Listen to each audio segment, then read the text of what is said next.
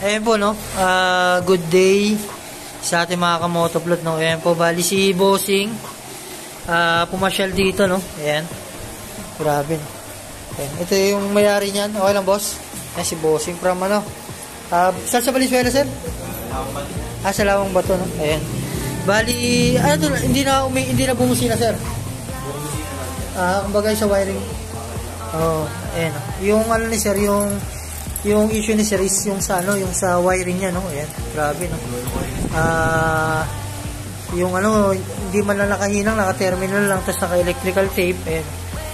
Tapos nakalambitin lang yung ibang ano, no, hindi naka-fix. Ayan. Tendency niyan, pag tumakbo si boss, alog-alog, ano yan, nagkakaroon ng problema diyan, no. Lalo na pag ganitong mga nakaganyan lang, no. Gumagalaw-galaw, hindi siya naka-fix. Kumbaga, prone siya sa loose connection, no. Tsaka ito, ayan, nangangalawang, no? Ayan. Tapos kung saan lang pinalusot yung wire. Mamaya po, ayusin natin yan, hihinangin. At the same time, hindi na electrical tape ilalagay, shrinkable tubes. And then, lahat ng relay, original na pati yung mga wire, no? Tapos, ilalagay natin, no? Aayos natin yung wirings ni Bossing, no? Ayan. Delikado po yung mga ganito, no? Ayan, pwede pong pagsimula ng sunog yung mga ganito, no? Kaya, iwas po tayo sa mga ganito, no? Ayan. Tapos crowded yung wiring ni boss mo. Ayan, electrical tape na kasi yung ginagamit karamihan. Ayan, tapos yung ano, domino, no? Which is mura kasi ito, kaya ito yung ginagamit ng karamihan, eh.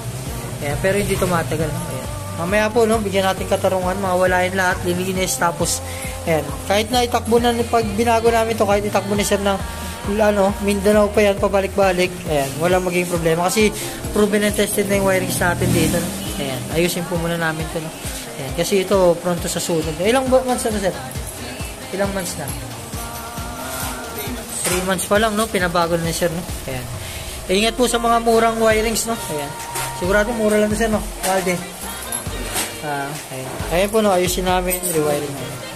Ayan po, no? Ayan, all good sa tong motor ni sir, no? Ayan, sinasabi ko sa inyo kanina na lilinisin na po, no? Kumbaga yung mga relays dito na unnecessary, at the same time naka-terminal lang, no, hindi nakahinang, delikado po yun, no, mabilis mag-loose yun, and then nagkakos ng ano yun, ng pagkasunog. Ito sa atin, ano siya, no, safety, kasi naka shrinkable tube siya, no. Ayun, hindi tayo basta-basta gagamit ng electrical tape, no, more shrinkable tubes po tayo, no.